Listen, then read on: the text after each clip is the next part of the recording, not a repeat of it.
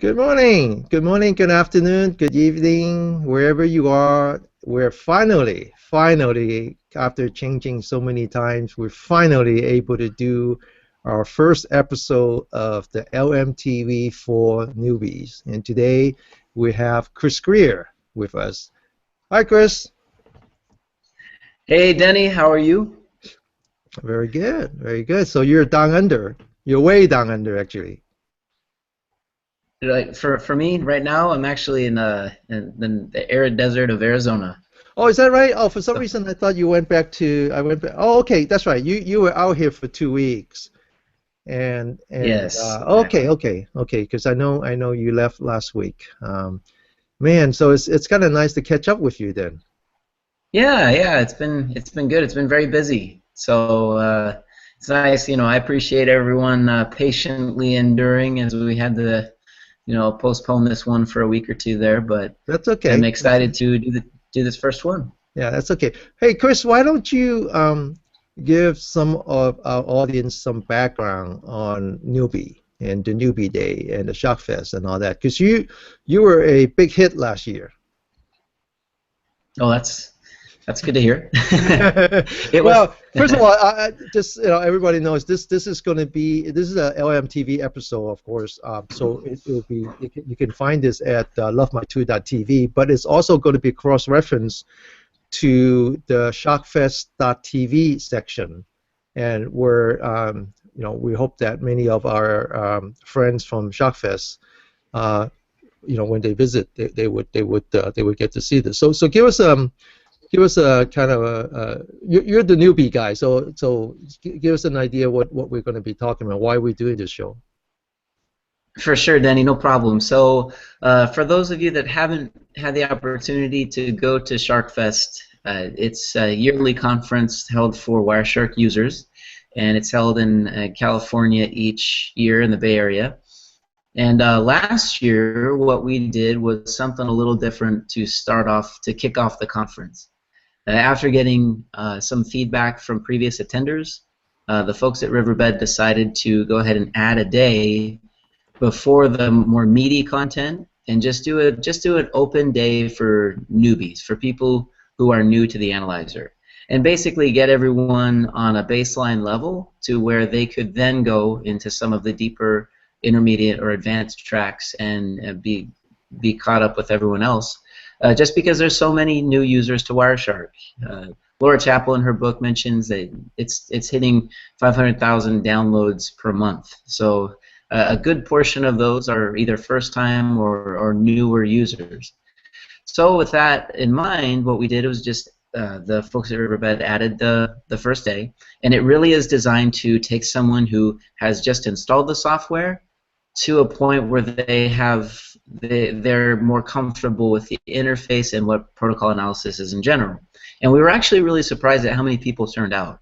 We had a good turnout for the day, and the feedback was good. So what we've decided here today, for Denny and Tim and the guys that love my tool, was to basically do a newbies session, or a series of Love My TV sessions, to be able for the newbie audience, to take people from a beginning level of protocol analysis and to help them get to where they're comfortable looking at trace files and able to get that baseline level. So and that's what and it our goal Yeah, is. and it's free. It's part of the package, right? Exactly. Yeah. And so, So and in a way, the people should really think about that as sort of a day of decompression, right? This is, when they uh-huh. just had this is when they just come off from work, very busy, and they're traveling all the way to West Coast. They have a chance to be on a campus environment, and this is the day before the actual sessions begins, and it's not just for newbies actually. It's really just, even if you are an expert, you can learn something. You can relearn. You can actually share, right? For sure, absolutely. In fact, even the feedback after the newbie session last year, there were several people that were very experienced with Wireshark, people that are my mentors, I look up to, and they mentioned that they learned something, and even with some of the questions that came in from the audience, I was learning something from them. So it was a great day for, just it doesn't matter what your level, no question And it's not is, passive. all questions You're are not, good. yeah, it's not passive. It's Yeah. not like you're just the audience and then here's Chris talking. You actually, this is really No, not at all. hands-on sessions. You bring your own computers, you load up your own software, and you actually get to do things, right? Absolutely, absolutely. So very interactive. We had a lot of lab sessions, and so I think regardless of the experience level, the prior experience level, it was good to get everyone warmed up for the next 3 days afterward. Yeah. Okay. So today we're kind of what we want to do is we're building up to the event again, and Chris promised to do maybe three or four shows before the actual event, and kind of lay out some markers to say, hey, here are the things that we're going to be talking about. And we really want to just drum up some attendance for the show and get people to come and share their experience, right, Chris? Absolutely, absolutely, because it is really a conference for people of all skill levels, and if you've never had the opportunity to go, it's definitely something that you shouldn't miss if you want to get into protocol analysis. Okay, so with that, Chris sent me the presentation, so here it is. All right. So I think we've talked enough about what we're going to do today here, but I mean, really, we're going to start off with what is protocol analysis, how is data collected, and then in ensuing sessions, in the next event or two that we do, we'll go ahead and get into the packet level. But today, this is just queuing up. Generally speaking, how can we use protocol analysis as a technology to get to the root cause of problems? So that's what we're here to do. Okay. So And if you don't understand the title, then it's a problem that we can solve, right? For sure, absolutely. No, I'm kidding. Absolutely. Then we gotta comment below. if you don't understand the title, we got a bigger problem. Right, exactly.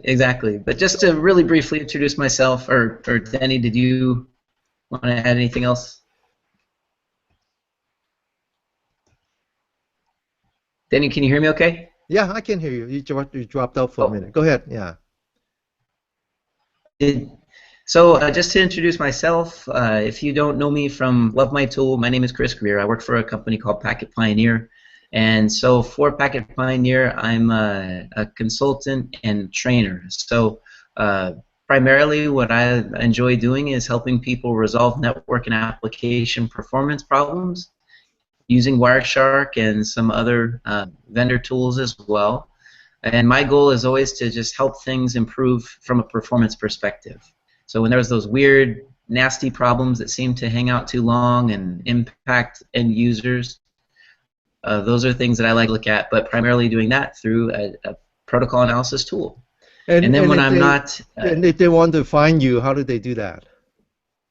To do that, you can go to my website at www.packetpioneer.com, or through Love My Tool. You can see on the left pane of the screen, you can see me as an author, and if you click my name, that'll get you into my LinkedIn profile, also to my contact page on my website. So you can feel free to contact me if you have network or application problems that you want to take a look at. So, yes, so in this session, as we mentioned at the beginning, as Denny mentioned, so this is the newbie session. So when we see that word newbie, sometimes what some people think, well, I'm not a newbie. Newbies are those are the people that are they haven't even seen a packet analyzer before. And that is true. It is for that audience. But however, as we mentioned with the SharkFest session, this series is also to get people warmed up, get them thinking in terms of packets, how packets work, how protocols work, and then how to read and interpret them on the tool. So just because we're new at certain things, it doesn't mean that we have no experience, but the idea is to take what we have and heighten it and get ourselves ready for SharkFest. So generally speaking, if we're new to packet analysis, a question could come up, so what is it? Why should I care? What can I do with packet analysis? Well, as this screen shows, sometimes this is how we can feel if we're a network engineer and there's application or network problems that are happening on the wire. A lot of times, with the more complex the system, the more difficult it can be to find the root cause of an application performance problem.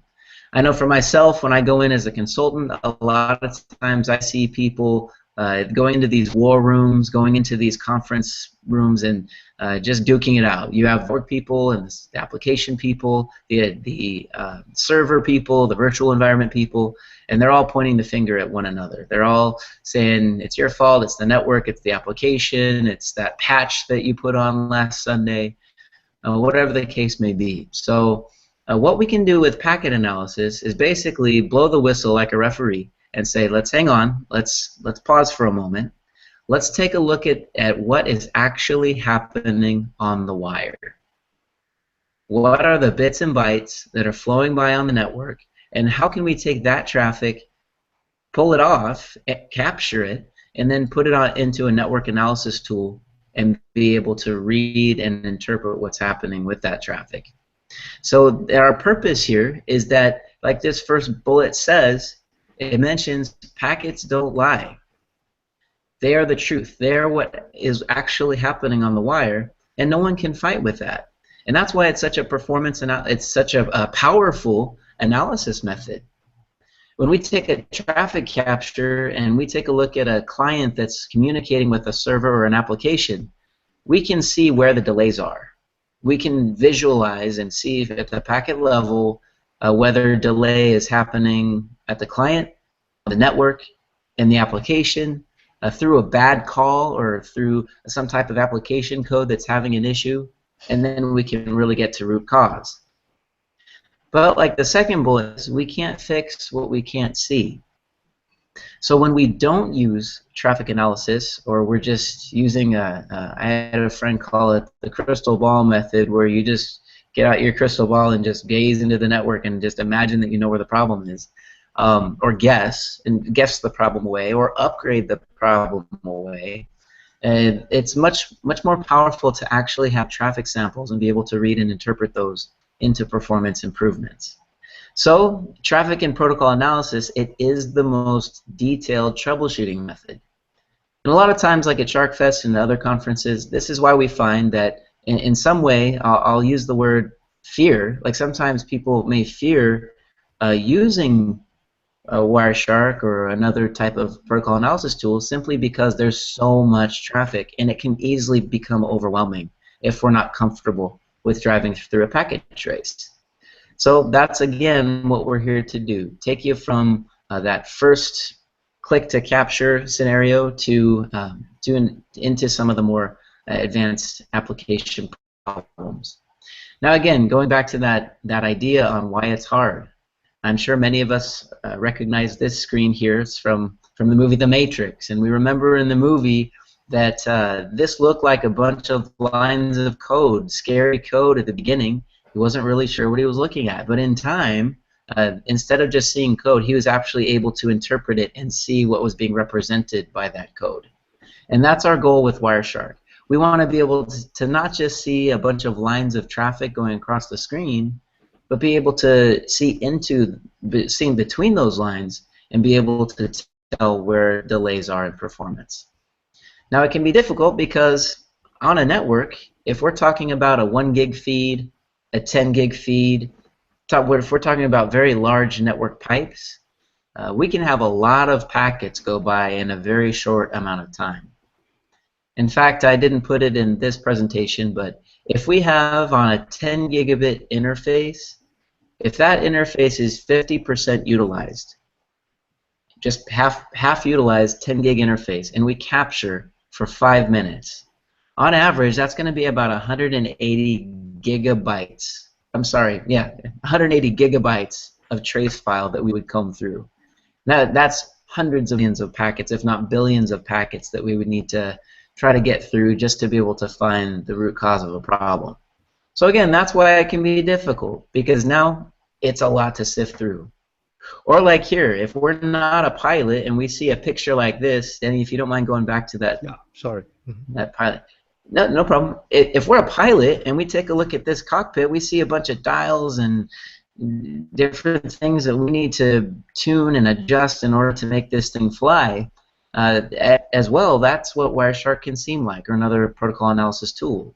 We see statistics, we see different graphs that can be generated, and all of those things are great, but hey, if I can't turn that data into positive, actionable things to improve the network, well then it's just a bunch of dials and knobs, just like we see on this screen. So we want to become protocol analysis pilots in a way, being able to turn those lines of code into actionable things. So on the next slide here, so with Wireshark, hopefully this isn't a brand new screen to anyone out there, but just in case it is, this is just your first look into the Wireshark analyzer. Now on this presentation today, we're just going to be using it in terms of the just PowerPoint. We're just going to be taking a look at a few screenshots and so on. But in future sessions, we're actually going to be sending out trace files. You can download those trace files and you can follow along on your copy of Wireshark as we really get into the nuts and bolts. But when you do open up a trace file, this is what you'll see. And just to talk you through the different panes real quickly, we notice up on top we have the file, edit, view, go, capture, and so on, all those menu options. Just below that, we have a series of icons that we can use to navigate and hone in on different pieces of data. We're also going to be talking about some of those. But below that, this is where we get into the meat of the trace file. So in our yellow portion of the screen, you also have a couple of black lines going across there. That's what we will call the summary view. It's one line of data represents one packet. And then you can see the packet number as it came into the capture device, whatever device captured this. We can see a time reference. We have a delta time column, source and destination IP addresses, length, window size. There's several columns, several values that we can put into the column view, and we can customize Wireshark for our own use as we choose to. But that summary view, that just gives us the basic bare bones. This is what this packet is generally doing and telling us. Now below that, to the left, we have the packet detail view. Now whatever packet we click on in the summary view above, we're going to see the details of that packet in the lower left. And that's going to be broken out by header. So we're going to see some general frame information. We're going to see the layer 2 source destination MAC information, it's some more of the header details I'm going to talk about in a few minutes. Then we see layer 3 and then the layer 4 information. Then to the lower right, that's what I like to call the clear text view or the hexadecimal view. And that's the raw bits and bytes. That's the raw hexadecimal values that make up that packet. So going forward, what we're going to do is we're going to talk about how do we capture data, how do we collect it, and then once it's on this screen, what do we do with it?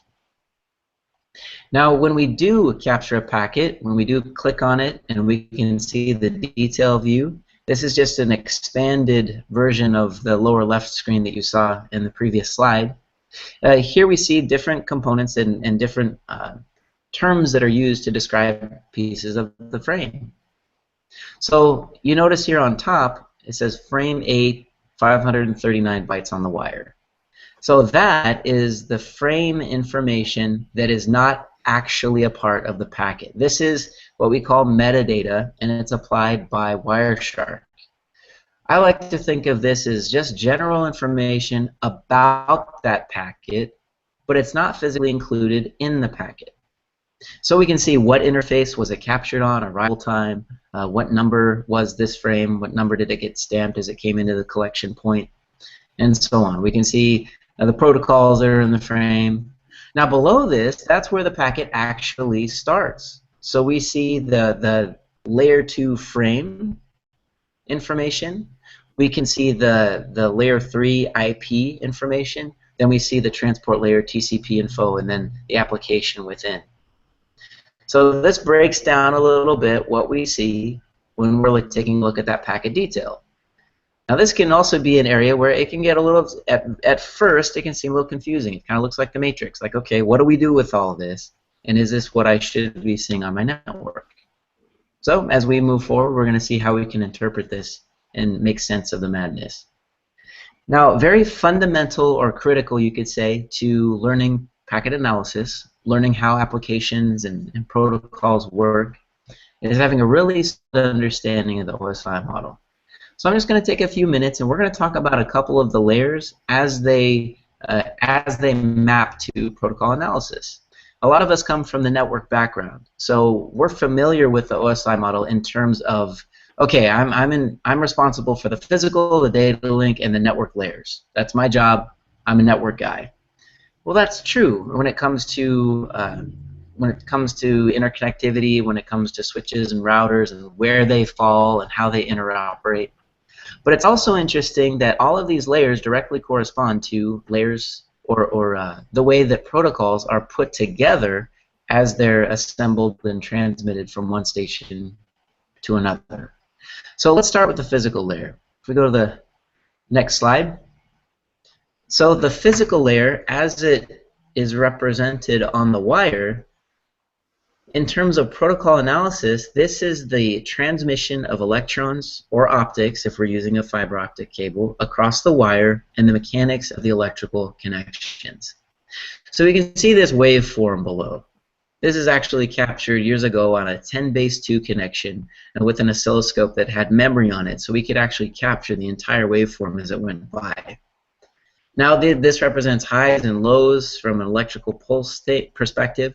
Then these electrical signals get transposed by the NIC into ones and zeros, and from there, where they're broken up into bits of or bytes of 8, and then that's interpreted into hexadecimal, and then so on into the header structure, and then we have a protocol that we can read with Wireshark.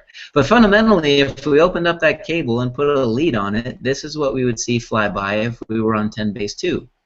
Well, now that we're on 100 megabit, gigabit, 10 gigabit transmission capabilities, these waveforms get much more complex. When we're talking about full duplex in both directions simultaneously, it's definitely not as clear and pretty as you see here. But the idea is here, when we're talking about the physical layer from a protocol perspective, this is what we actually see flying by on the wire. Now, Wireshark, or any tool for that matter, it's not going to show you that physical waveform. It's going to show us what happens after that waveform has already been collected and captured by the interface that Wireshark was running on.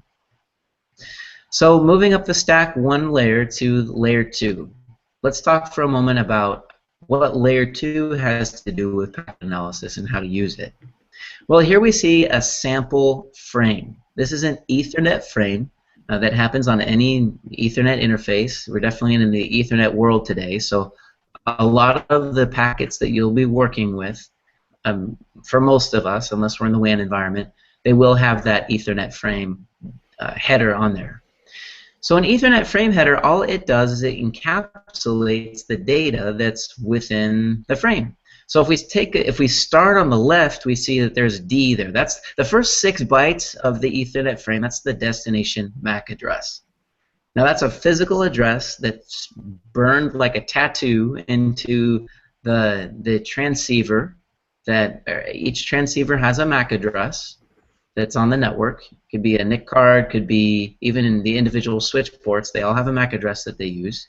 And when I'm sending a frame to you, I'm going to find your destination MAC address, and I'm going to put that in the first 6 bytes of the Ethernet header. So that's the first thing that you're going to see on the wire. Shortly following that, you have the source MAC address, and that's also 6 bytes. So this tells us who sent it at layer 2. This frame was sent out on the wire, and what transceiver sent it. And then after that, we have a type field. This is a 2-byte value, and this tells us what protocol is coming next. What protocol am I encapsulating with this Ethernet frame? So from the type perspective, this could be an IP frame.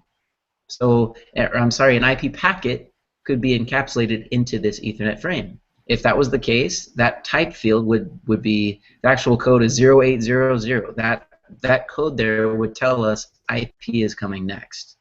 It could also be a type for ARP. It could be a type for several different layer 3 protocols. So it really just depends on which protocol we're using at layer 3. Now, in many cases, we're again in the IP or IPv6 world, so we're going to see one of those two protocols there in the type field when we're actually transmitting data. Finally, at the end of the frame, this is called our CRC, Cyclical Redundancy Check field.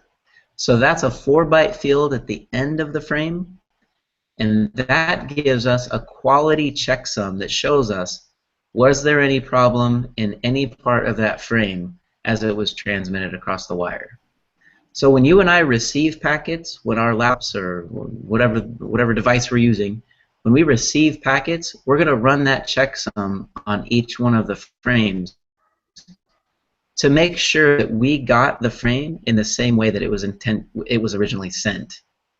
If something changes along the way, across the wire, across the wireless, whatever the medium is, well then we'll drop that frame and we're not going to process it because there's been an error. So these are the pertinent Ethernet header values that we're going to see within Wireshark.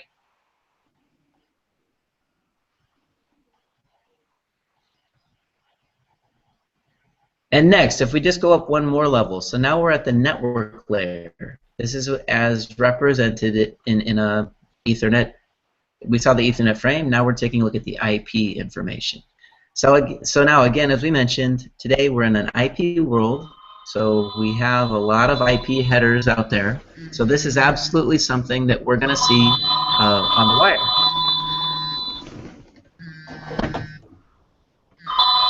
And someone's looking for you, Denny. So, all right. So we have on this slide, so we can see in the yellow, this is the Ethernet frame. So as we saw on the slide before, we have our 6-byte destination, our 6-byte source, and then our 2-byte type field. Now imagine that that type field said IP. That the IP protocol is the one that is being encapsulated within that Ethernet frame. Now we can see the IP header values that are broken out. We have the IP version, we have diffserv field, we have length, ID flags, and then at the end of that IP field, we have our source and destination IP addresses. That's where those go. That's not the first thing that's sent out on the frame. It's actually the MAC addresses that are. So now that we know we're using IP, the end of that IP header is the source and destination IP. Now the protocol identification field, that field that's in the middle of the header there, that tells us what is coming next. What's the layer 4 protocol or transport protocol that we're using to transmit this data from A to B, if one exists. It's possible that we're using a protocol such as ICMP, and that data will be encapsulated within that little blue box there that says data.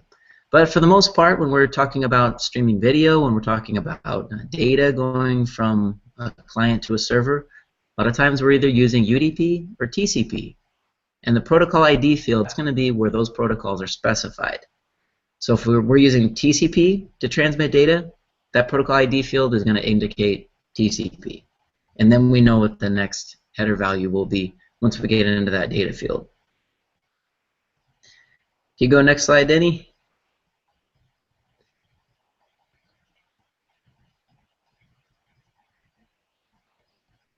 Go and click it one more time.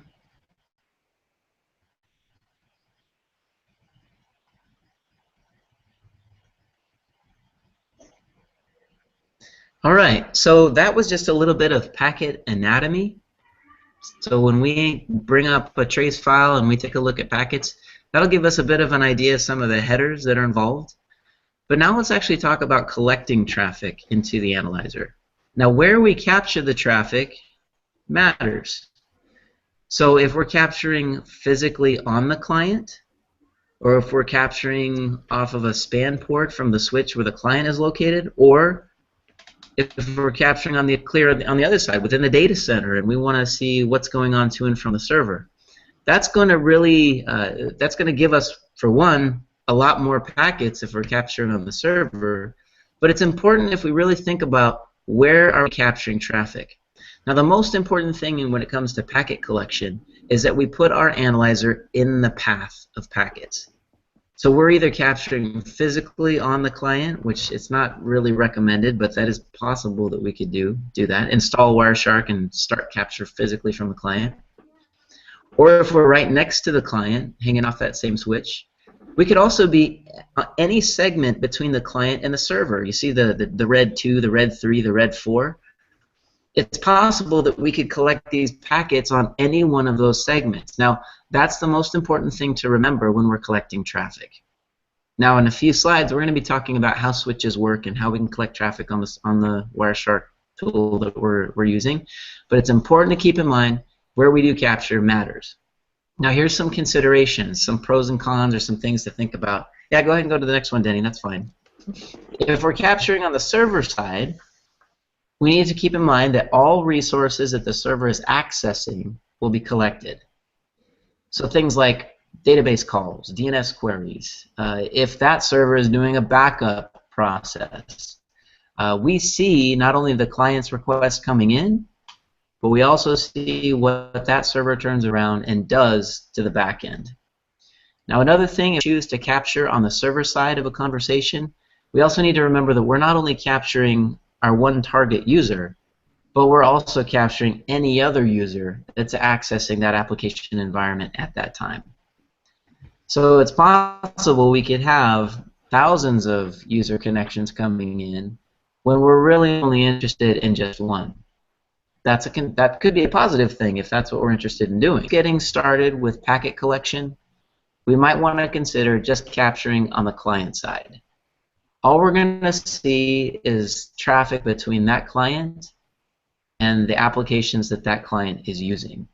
So what it does is it really focuses it automatically, just by nature of where we're capturing, it focuses in on the packets that we're going to be interested in. Now, personally, something else, another reason that I like to capture on the client side is I can see, is that client busy doing something else while it's accessing that application? Is it busy with some McAfee process, or is it downloading a huge service pack, or what is that client doing while it's accessing the application? Now, with that in mind as well, something else, another tip I'd like to throw out there, when we're collecting packets on the wire and we're trying to troubleshoot a problem, we need to be sure as much as possible that we can either duplicate that problem to capture it while it's occurring, or capture a ton of data and make sure that we're watching on the wire while the issue is happening. That's if we're looking for something intermittent or we can't reproduce it on demand. If we don't see the problem happening, then we can't troubleshoot it. Right? A few slides ago we talked about we can't fix what we can't see. So sometimes I'll get trace files from clients that I'm working with, and those trace files are full of perfectly working application calls with no delay, and things are looking good, and packets are flying around just fine. And it turns out that the problem wasn't happening while we were capturing. So do yourself a favor, do as much work ahead of time to either reproduce the problem or make sure that you're on a user that's actually experiencing the issue, and do your best to either reproduce it or get your capture tool to a point where it will collect traffic and wait for that problem to occur again. So just a couple tips. And next slide. Now, something else that we need to consider when we're collecting traffic is that switches and also virtualization with the virtual environments today, they can also make capturing difficult. Now, something to remember is that a packet is only forwarded to the destination port of the MAC address where the Ethernet frame is indicating. So, for example, if in our little graphic here, if I have a PC and a server that are talking to one another and they're sending traffic just to each other, that traffic will be switched between those two switch ports. If I connect my laptop with Wireshark to a third port on that switch, unless it's broadcast traffic, multicast traffic, or flooded traffic, that analyzer, that laptop, will not be able to see that conversation. So that's something that we need to keep in mind when we're collecting packets. We can't just walk up with a copy of Wireshark on a laptop, plug into a switch, and hit capture. That doesn't mean that we're going to be in line. We have to put the analyzer in a position where it can collect traffic. Now there's three major ways that we do that. We can use a hub, which is, I mean, they're not around much anymore, so this is a tough one to use if we don't have one laying around in a cardboard box somewhere. But we have hubs, we also have span mirror ports, and then we also have the ability to use a tap or a tool that has inline capabilities. And I'm going to talk about the span mirror and the tap inline tool options in just another slide here. But just in case you happen to have one on a shelf that's collecting dust, it is possible to use a hub. We only would do that on the client end. So what you do is you take the client, unplug him, put him in the hub, turn around, take the hub, put it back into the switch. Now, usually what I hear I'll bring a hub with me sometimes when I'm capturing traffic because it's easy, it's simple, you drop it in, and you start collecting traffic. You don't have to change configurations, you don't have to worry about who's connected where to what port or possibly, accidentally misconfiguring something. It's just plug and play. Now, sometimes what I'll hear from people is, ooh, it's a hub, it's going to go half duplex, I don't want to reduce the bandwidth that this user is experiencing. Most of the time when a client is accessing an application or it's using, just doing an application drive or downloading email or something like that, it's really not using a tremendous amount of bandwidth. So just because we have a 1 gigabit interface on our laptops, it doesn't mean that we're using 1 gigabit per second. In fact, over a 1-day period of time, most users, they don't go much over 250 kilobits per second. They might burst above that, especially if they're downloading a file or uploading or backing up data. But generally, when it's just driving it through an application, you don't see it go much over half a meg. You really don't. Not for an extended amount of time. So a hub will be fine on the client end. However, since those are really hard to come by, the second option, this is one that many people use, is using a span or a mirror port. What this means is that traffic is copied from a certain port, host, VLAN, or we can even go within a traffic pattern, and it sends it over to a monitor port where the analysis tool is sitting. So here, if we took our server port and we said, I want everything on port 2 to be copied over to port 3, this is where all packets to and from, if I configure it that way, will be copied from that server. Anything that's to and from it will be sent over to our laptop with Wireshark on there, ready to capture.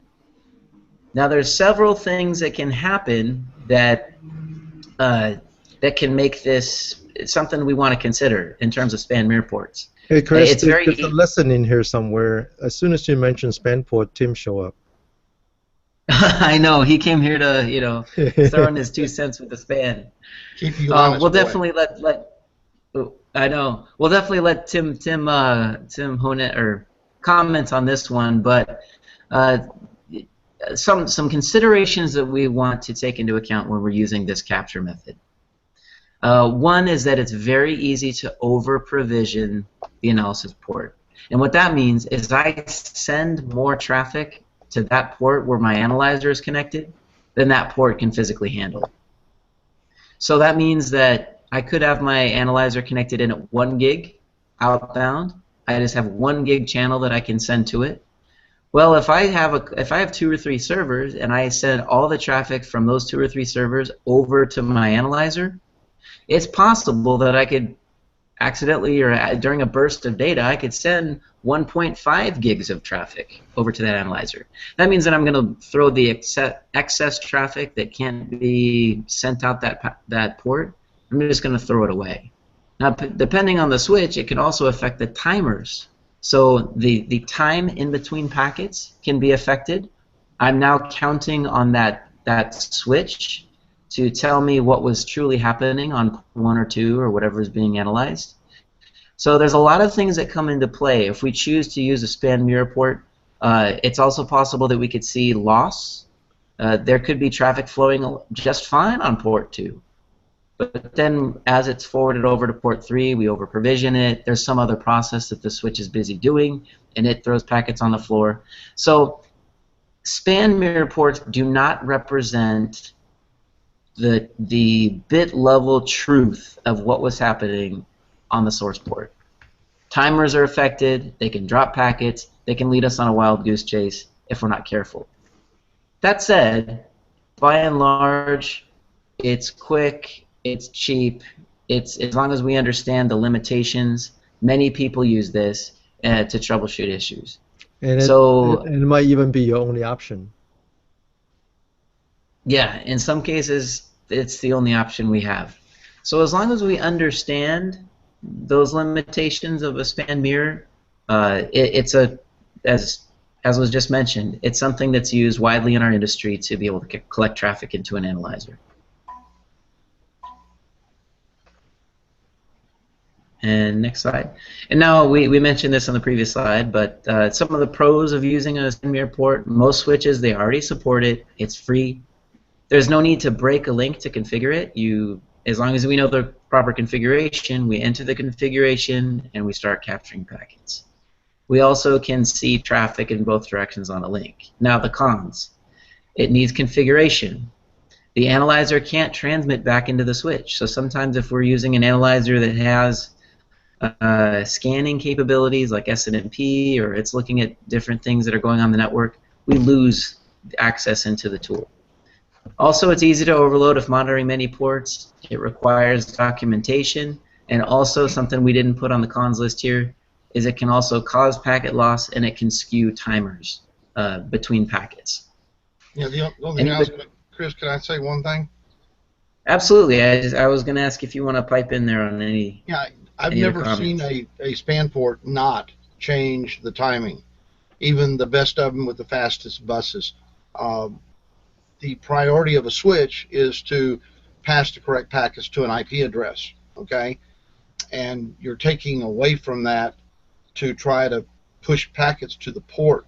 The priority, of course, is always getting the switch to do its job.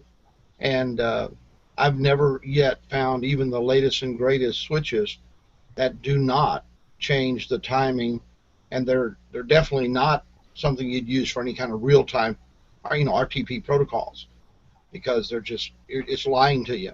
And and the story behind span ports was that some smart marketing guy found out there was a test port they were putting a board in every time they tested a switch, and some marketing guy said, why don't we just put a connector back there and we can just plug in a test set, and oh, by the way, we can sell that or tell people that it's an option. And very few people ever find out that it causes problems and changes. Dropping packets, duplicate packets, it's not the best way. If you're going to build a visibility plane in your network, you need a real tap and to do that. But a span port, like you said, is quick and dirty. And if you're doing connection studies, it's great for that. You're going to lose frames. That's just a given. I think when you did that test we put together that one time, that even with no load on it, it was dropping packets. Absolutely. In fact, if you want some of the details, you can find on the Love My Tool page. You can also see the session I did last year at SharkFest, and it's common mistakes in packet collection. And that's where we took one switch and we had a stream of data going into that switch, and we both simultaneously tapped that connection as well as spanned it. And then we sent both of those feeds off to two different analyzers. And the results of what those two analyzers saw from the same data stream was completely different. And all we were doing was we used a tap and we used a span to capture that same data stream. It's a very, very interesting test result. And there was no load on the bus on the switch. Yeah. It was not doing anything else. It was just that one data stream. So there's absolutely some cons that we want to keep in mind if we're choosing to use span mirrors. But like Denny said, sometimes, depending on the connection, That's right. we can't get around it. But it is a capture method. It is a way that's used out there to collect packets. And finally, we have taps. So taps. A network tap is something that physically breaks the line. It goes in line on a either copper or fiber optic connection, and it allows us to, like you see here in the diagram, to break that connection and send a data feed to the analyzer. Now what a tap does, there's lots of advantages to a tap. It directly monitors that connection in line. Now if we go to our next slide, we see some of the pros and cons as well. Now the pros of a tap, we have true inline analysis. We preserve our timers. We see the truth. We see what's really happening on that wire without inducing or requiring any other packet handling.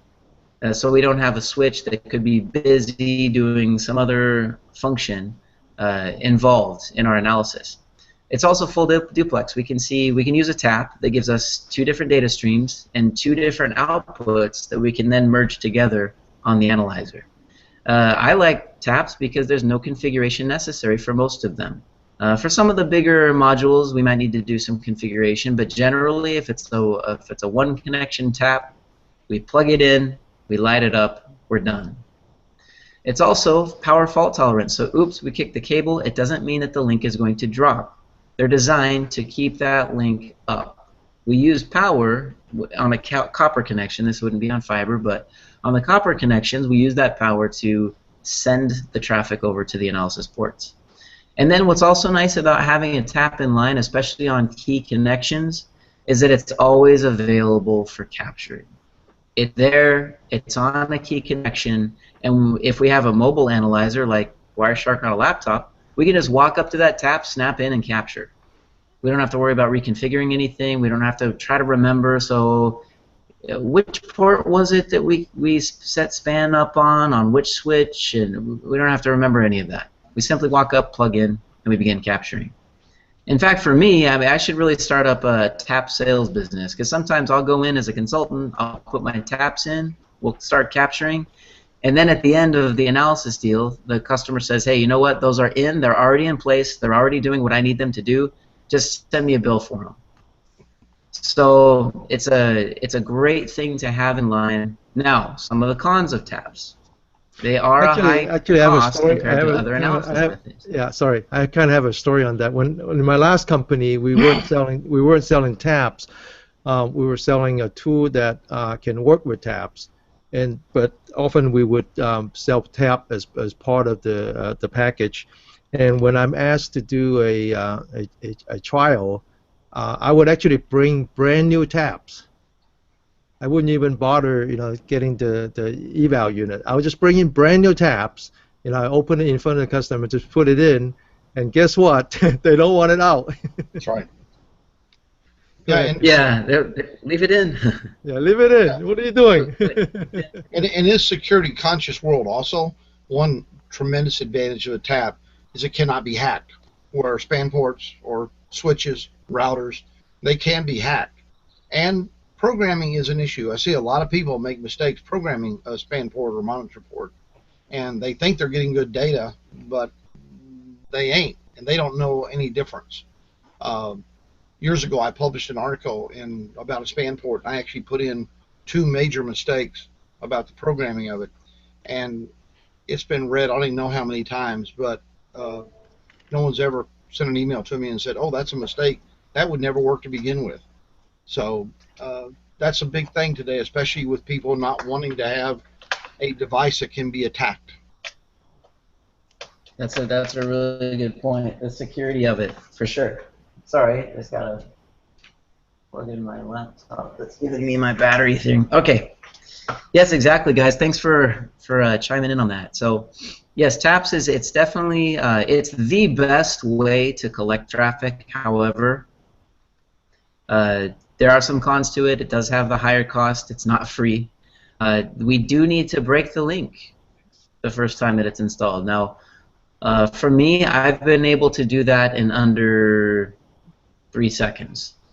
To be able to disconnect a tap, wire it up, put it right back in. And it's a very low amount of downtime. However, that is something that we need to consider. So obviously, if it's a busy switch, or a busy server, it's a busy application, we're not going to do that during broad daylight.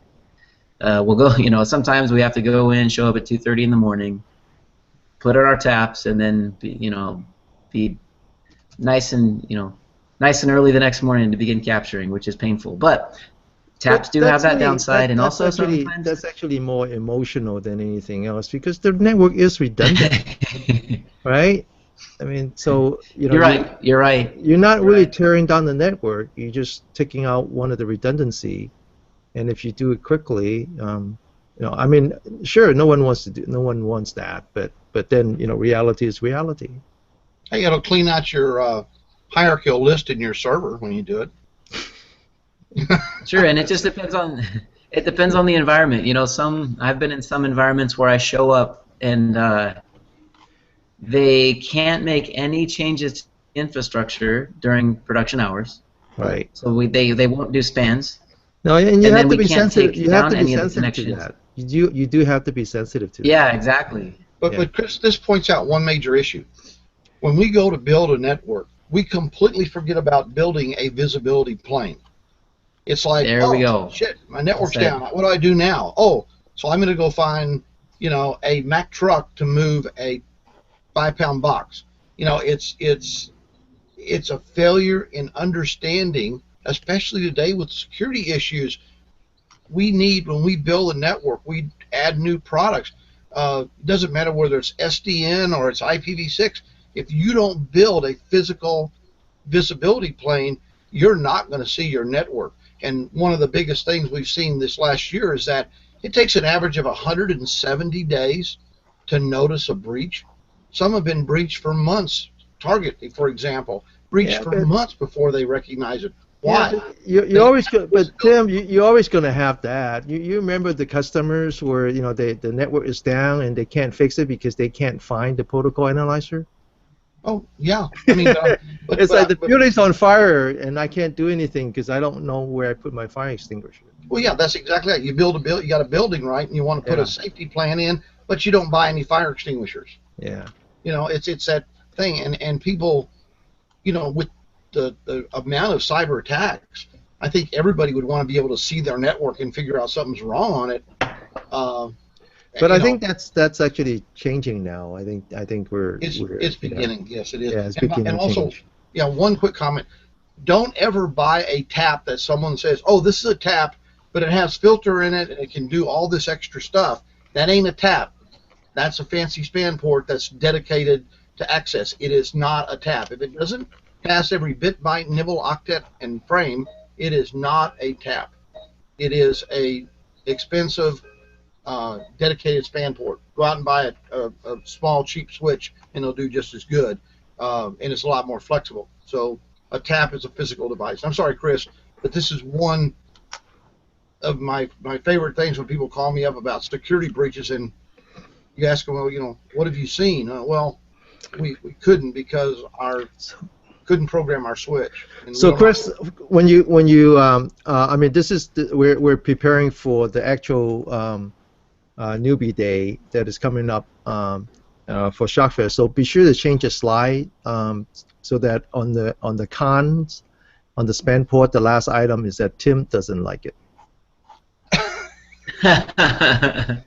I will. See, we knew that your ears were burning, Tim. That's why you. That's why you joined right when you did. I would even put that on the top and just say, the technical stuff we can talk about. Yeah. Sorry, we're trying to get through those slides.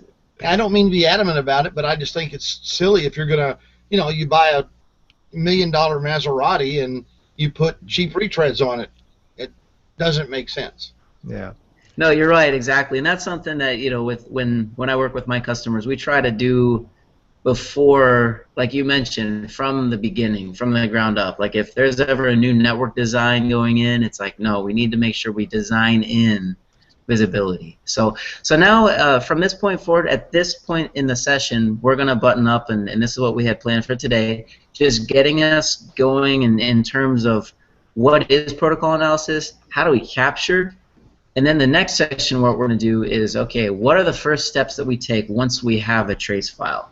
How can we begin taking all of those lines of code, all those lines of packets, and seeing into them and interpreting what they're telling us?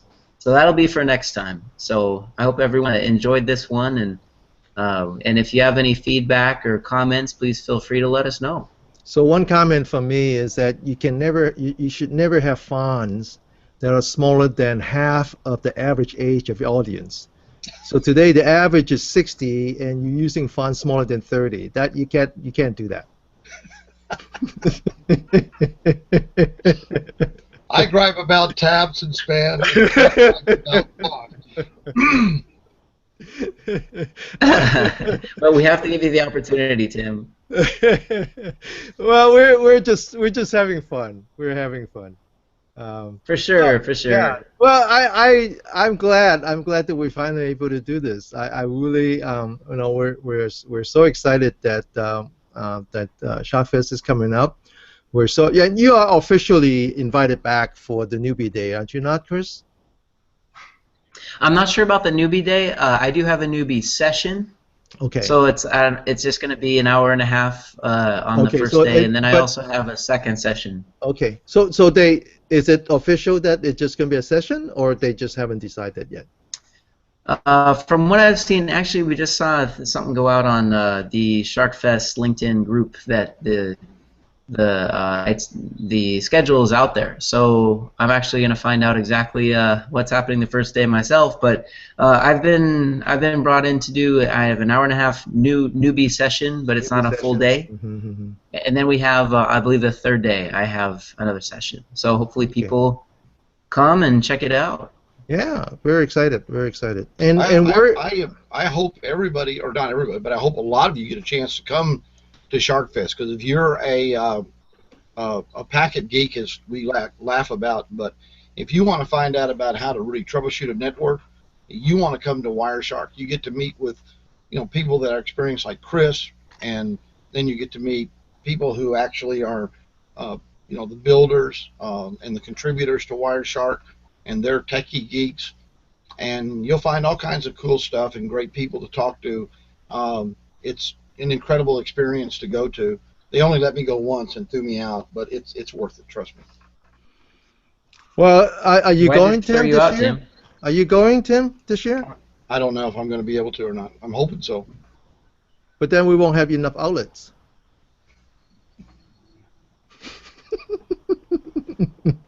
That's an inside joke, sorry. Yeah. Well, it's going to be held this year at the Computer Museum, which was founded by Lynn Schustig, who is one of the founders of it's a very exciting venue for that. They're very appropriate. So we're going to do a lot of security stuff this year, gang. Yeah. Laura's putting together some great stuff. Unfortunately, I fell out of the planning because I got sick, but and if I go, I'm going to teach cyber forensics, and but there's going to be a lot of, if you're interested in forensics, any kind of computer forensic diagnostics, that's the place to be. You'll learn a lot. You'll learn more just by doing than you would normally learn by studying. Mm-hmm, mm-hmm. And Chris has a great session. He really gets people to operate it and understand how it works. So that's the whole thing. If you want to learn how one of the best analyzers in the world is, you show up. Yeah, and if you want to catch any of last year and the year before and the year before that, all the way to the beginning of Shockfest, if you want to catch any of the videos, come visit our Love My Tool. There's a special page for all the Shockfest video. You could also just go to shockfest.tv. That will take you to the Love My Tool page. So, well, with that, I think we ought to close the show. Thank you very much, Chris. You're very, very welcome. This was a good first session, and hope to see everybody back on the next one. So the next one, we're going to try to see if we should do that. If it's going to be 6 weeks out, so it'll be some in the middle of March. And you're actually going to be doing some live demo then, like sessions with the. Is that true? Yes, for sure, for sure. Okay. So okay, what I'd like to do is on the next one, we'll send out we'll post a link where people can get the trace file we'll be using, and then we'll show them how to get in there and make sense of it. Very cool. Very cool. So Okay. setting filters, taking a look at some of this. Okay. Yep. All right. Good. Well, thanks, Chris, and thanks for Tim for joining us. You're very welcome, guys. Sorry I was running a little late today. No problem. You came in just the right time. I knew you were going to come in at that particular slide. I just knew it. So with that, Richard, goodbye, and we have a lot of stuff for this week. The next show will be tomorrow at 9:30 a.m. With one of our sponsors, and so we'll see you then. Bye bye.